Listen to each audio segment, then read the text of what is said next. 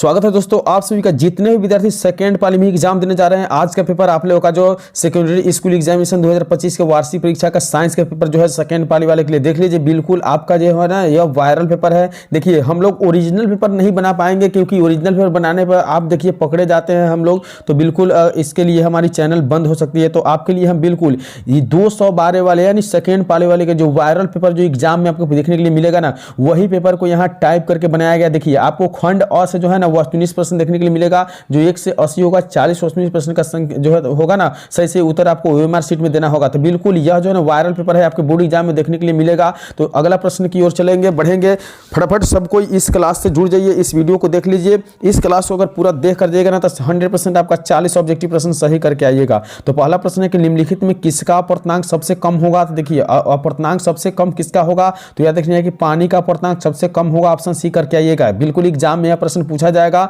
दोनों प्रश्न देखिए बिल्कुल वायरल पेपर है, इसको टाइप करके हम लोग बनवाए हैं। चलिए दोनों प्रश्न है, प्रकाश की किरण को मोड़ने की क्षमता को कहते हैं। तो प्रकाश की किरणें को मोड़ने को क्षमता को याद रखिएगा कि लेंस की क्षमता कहा जाता है। ऑप्शन ए बिल्कुल इसका सही उत्तर हो जाएगा।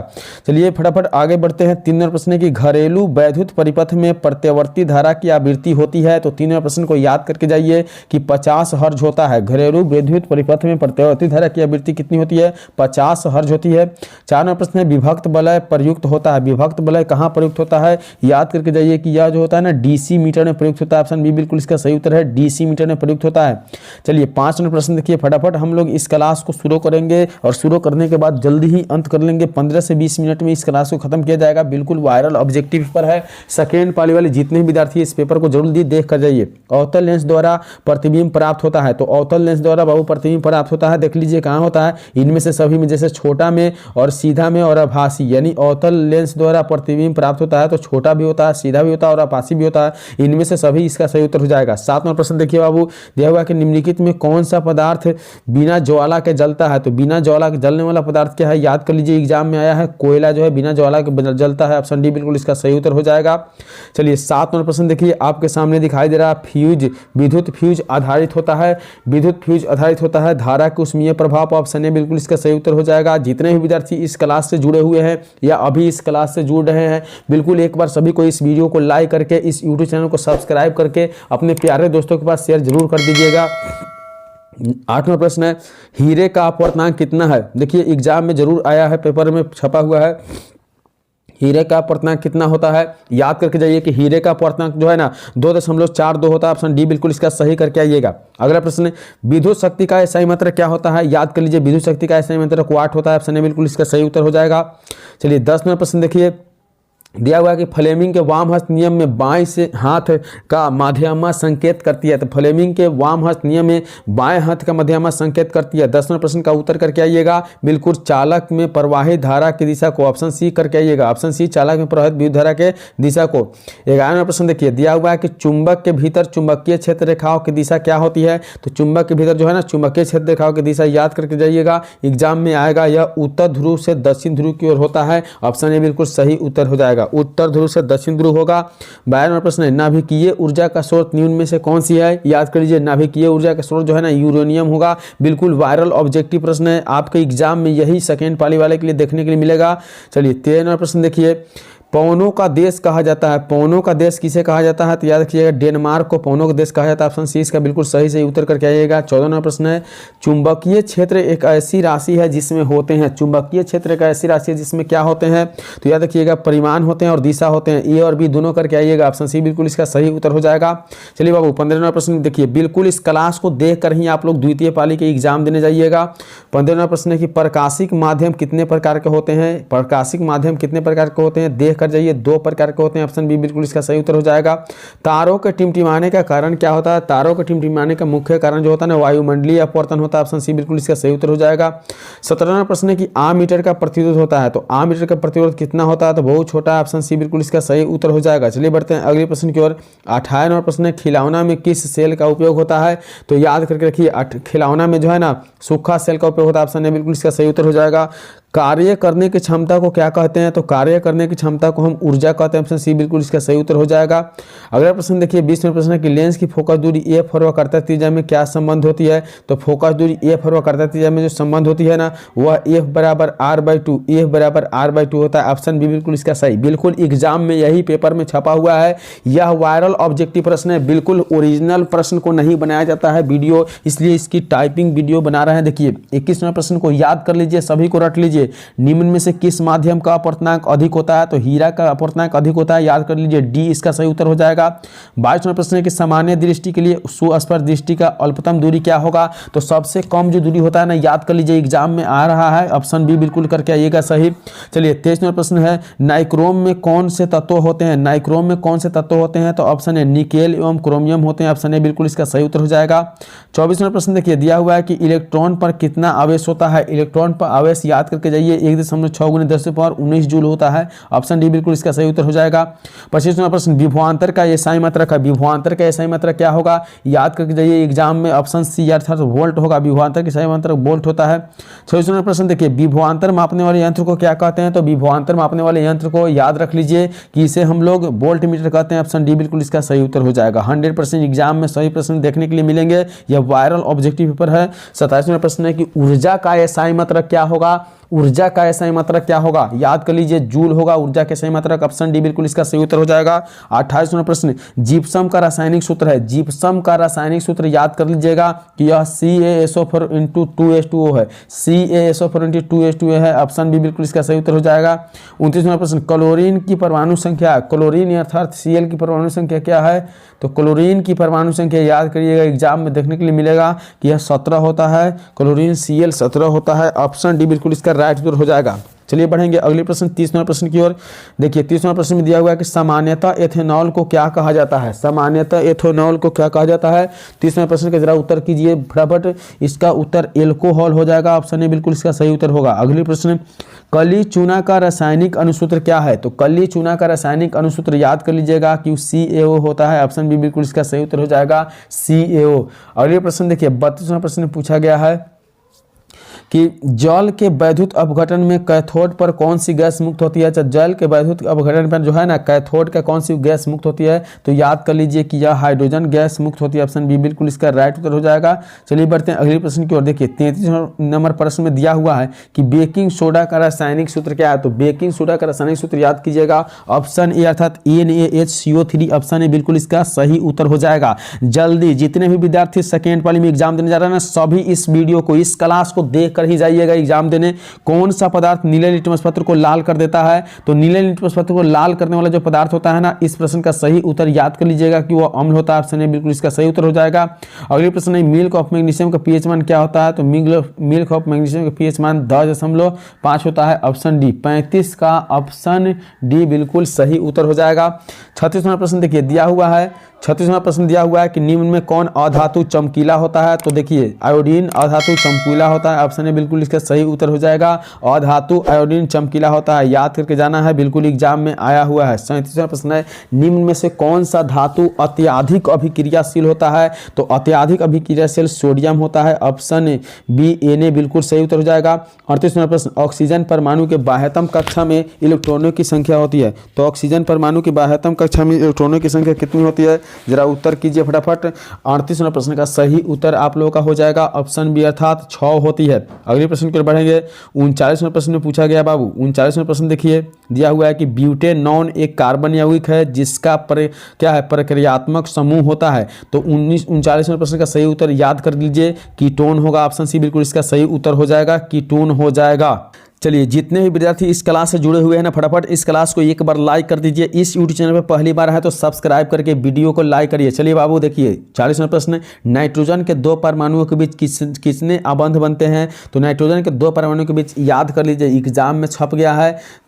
तीन अबंध बनते हैं, ऑप्शन सी बिल्कुल इसका सही उत्तर हो जाएगा। 41वां प्रश्न, एल्कीन का सामान्य सूत्र, एल्कीन का सामान्य सूत्र CnH2n होता है, याद कर लीजिए, एग्जाम में आ रहा है। 41वां प्रश्न बिल्कुल छप गया है पेपर में।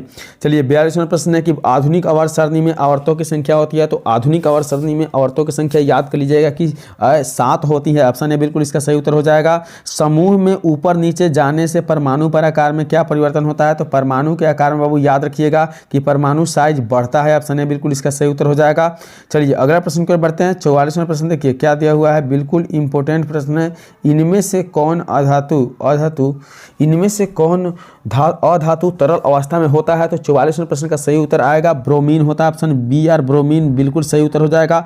45वां प्रश्न है कि कार्बन की परमाणुओं की संख्या कितनी होती है, तो कार्बन की परमाणु की संख्या याद रखिएगा 6 होती है, ऑप्शन सी बिल्कुल इसका सही उत्तर हो जाएगा। अगले प्रश्न है कि Pb और PbCl2Cu बंडा उपयुक्त रासायनिक अभिक्रिया क्या होना चाहिए, तो 46वां प्रश्न का वो सही उत्तर हो जाएगा विस्थापन अभिक्रिया, ऑप्शन ए बिल्कुल इसका सही उत्तर हो जाएगा। अगले प्रश्न देखिए 47वां प्रश्न में पूछा गया है कि लोहा से जिंक को लेपित करने की क्रिया को हम क्या कहते हैं, तो लोहा से जिंक को लेपित करने की क्रिया को याद कर लीजिएगा कि गैल्वीकरण कहा जाता है, ऑप्शन बी बिल्कुल इसका सही उत्तर हो जाएगा। 48वां प्रश्न है जास्ता तथा तनु हाइड्रोक्लोरिक अम्ल की अभिक्रिया के फलस्वरूप निम्न में से कौन सा गैस बनता है, तो 48वें प्रश्न का सही उत्तर हो जाएगा यह H2 हाइड्रोजन गैस बनता है, ऑप्शन सी बिल्कुल इसका सही उत्तर हो जाएगा। चलिए बढ़ेंगे अगले प्रश्न की ओर। 49वां प्रश्न में बाबू दिया हुआ है, बिल्कुल एग्जाम में आने वाला प्रश्न, एग्जाम लेवल प्रश्न है। 49वां प्रश्न में देखिए दिया हुआ है कि निम्नलिखित में से कौन अधिक अभिक्रियाशील है, तो अधिक अभिक्रियाशील याद कर लीजिए। 49वां प्रश्न का बाबू सही उत्तर आपका हो जा रहा है यहाँ ऑप्शन ए, अर्थात एग्जाम में आया हुआ है Cu ऑप्शन हो जाएगा। 50वां प्रश्न निम्न में से कौन अधातु है, तो 50वां प्रश्न का सही उत्तर आ जाएगा अधातु बाबू सी होता है, कार्बन होता है, ऑप्शन बी बिल्कुल इसका सही उत्तर हो जाएगा। 51वां प्रश्न है कैल्शियम Ca की परमाणु संख्या कितना होता है, तो कैल्शियम Ca की परमाणु संख्या जो है ना 20 होता है, ऑप्शन डी बिल्कुल इसका राइट उत्तर हो जाएगा। चलिए देखेंगे अगला प्रश्न 52वां प्रश्न देखिए दिया हुआ है कि सिलिकॉन क्या है, तो 52वें प्रश्न का उत्तर करके आइएगा आप एग्जाम में, बिल्कुल याद कर लीजिए इनमें से कोई नहीं, आप लोग उत्तर कीजिए क्या होना चाहिए इसका उत्तर। 53वां प्रश्न देखिए नाइट्रोजन अणु में कितने सह अबंध होते हैं, तो नाइट्रोजन अणु में अबंध जो होते हैं ना याद कर लीजिएगा कि वह 3 होते हैं, ऑप्शन सी बिल्कुल इसका सही उत्तर हो जाएगा। संगमरमर का रासायनिक सूत्र क्या है, तो संगमरमर का रासायनिक सूत्र आपका हो जाएगा क्या हो जाएगा 54वें प्रश्न का CaOCO3, ऑप्शन ए CaOCO3 संगमरमर का रासायनिक सूत्र बिल्कुल सही हो जाएगा। पेपर में छप गया है सही प्रश्न, देख कर जाइए एग्जाम देने। 55वां प्रश्न है कौन सा एंजाइम इमल्सीकृत वसा का पाचन करता है, तो कौन सा एंजाइम इमल्सीकृत वसा का पाचन करता है। 55वां प्रश्न का बाबू सही उत्तर जो हो जाएगा ना याद करिएगा ऑप्शन सी लाइपेज हो जाएगा। चलिए 56वां प्रश्न लाल रक्त कणिकाओं को लाल कौन बनाता है, तो लाल रक्त कणिकाओं को लाल बनाने वाला जो होता है ना वह लोहा के यौगिक होता है, ऑप्शन बी बिल्कुल इसका सही उत्तर हो जाएगा। अगले प्रश्न बाबू देखिए 57वां प्रश्न में दिया हुआ है कि इनमें कौन फल पकाने के लिए प्रयुक्त होता है, तो फल पकाने के लिए एथिलीन का प्रयुक्त होता है, ऑप्शन सी बिल्कुल इसका करेक्ट उत्तर सही उत्तर हो जाएगा। वह प्रक्रम जिसके द्वारा जीव अपने जैसी संतानों को उत्पत्ति देते हैं उसे क्या कहते हैं, तो जनन कहते हैं, ऑप्शन ए बिल्कुल याद करिएगा एग्जाम में जरूर पूछा जाएगा। 59वां प्रश्न है कि सामान्य परकुंचन रक्तदाब कितना होता है, तो 120 mm होता है, ऑप्शन सी बिल्कुल इसका सही उत्तर हो जाएगा 120 mm होता है। चलिए आगे बढ़ते हैं, अगला प्रश्न देखते हैं आप लोगों का, बिल्कुल वायरल ऑब्जेक्टिव प्रश्न है। पतियों में प्रकाश संश्लेषण द्वारा बना भोजन पादप के अन्य किसके द्वारा भेजा जाता है, तो देखिए पतियों में प्रकाश संश्लेषण द्वारा बना भोजन पादप के अन्य हिस्से में किसके द्वारा भेजा जाता है, तो देखिए 60वां प्रश्न का सही उत्तर हो जाएगा यह आपको फ्लोएम के द्वारा भेजा जाता है, ऑप्शन बी बिल्कुल इसका सही उत्तर हो जाएगा। चलिए बढ़ते हैं अगले प्रश्न को। 61वां प्रश्न देखिए दिया हुआ है 61वें प्रश्न में कि अवशेषी अंक का उदाहरण है। अवशेषी अंक का उदाहरण क्या होता है, याद रखिएगा कि यह आपका इनमें से सभी हो जाएगा, जैसे कर्ण फलव पेशिया होगा, पुच्छ कोशिका हो जाएगा और उसके बाद में निषेचन पटल, इनमें से सभी ऑप्शन डी बिल्कुल इसका सही उत्तर हो जाएगा। 62वां प्रश्न आया हुआ है एग्जाम में कि एक आहार श्रृंखला में शाकाहारी से निर्माण होता है, एक आहार श्रृंखला में शाकाहारी से निर्माण क्या होता है बाबू, तो 62वां प्रश्न का सही उत्तर हो जाएगा यह द्वितीय पोषी स्तर का निर्माण करता है, 62वां प्रश्न का सही उत्तर बी हो जाएगा। चलिए 63वां प्रश्न दिया हुआ है, एक बार जरूर देखिएगा, मैग्नीशियम पाया जाता है, मैग्नीशियम कहाँ पाया जाता है, याद रखिएगा ऑप्शन ए अर्थात क्लोरोफिल में मैग्नीशियम पाया जाता है, ऑप्शन ए बिल्कुल इसका सही उत्तर हो जाएगा। चलिए आगे बढ़ने दीजिए, अगला प्रश्न दिया हुआ है 64 नंबर प्रश्न आप लोग देख पा रहे हैं। 64 नंबर प्रश्न पूछा गया कि मनुष्य में प्रमुख उत्सर्जी अंग है। तो मनुष्य में प्रमुख उत्सर्जी जो अंग होता है ना वो वृक्क होता है। ऑप्शन सी बिल्कुल इसका सही उत्तर हो जाएगा। खुला परिसंचरण तंत्र पाया जाता है। उत्तर दीजिए। खुला परिसंचरण तंत्र 65 का सी हो जाएगा। कॉकरोच में पाया जाता है। ऑप्शन सी बिल्कुल इसका सही उत्तर होगा। अगला प्रश्न देखिए 66 नंबर प्रश्न है कि कौन कृत्रिम कायिक प्रवर्धन एक विधि से होता है। कौन कृत्रिम कायिक प्रवर्धन की एक विधि है। तो 66 नंबर प्रश्न का बाबू जो सही उत्तर हो जाएगा ना वह बिल्कुल ऑप्शन डी हो जाएगा। इनमें से सभी ऑप्शन डी। चलिए 67 नंबर प्रश्न निम्नलिखित में से कौन पर्यावरण के अंतर्गत आते हैं। तो पर्यावरण के अंतर्गत आने वाले जो होते हैं ना याद रख लीजिए एग्जाम में आएंगे वो आपका होते हैं ऑप्शन डी यानी इनमें से सभी। इनमें से सभी सॉरी चलिए आगे बढ़ते हैं। 68 नंबर प्रश्न है गोबर छत्ता है। 68 नंबर प्रश्न बाबू गोबर छत्ता क्या है। याद रखिए कि एक जीवी होता है गोबर छत्ता। ऑप्शन है बिल्कुल इसका सही उत्तर हो जाएगा। चलिए 69 नंबर प्रश्न देखिए दिया हुआ है कि प्रकाश संश्लेषण की प्रक्रिया प्रकाश संश्लेषण की प्रकाश अभिक्रिया होती है। तो 69 नंबर प्रश्न का सही उत्तर करके आइएगा। बिल्कुल एग्जाम में देखने के लिए मिलेगा सही प्रश्न क्लोरोप्लास्ट के ग्रान में होता है।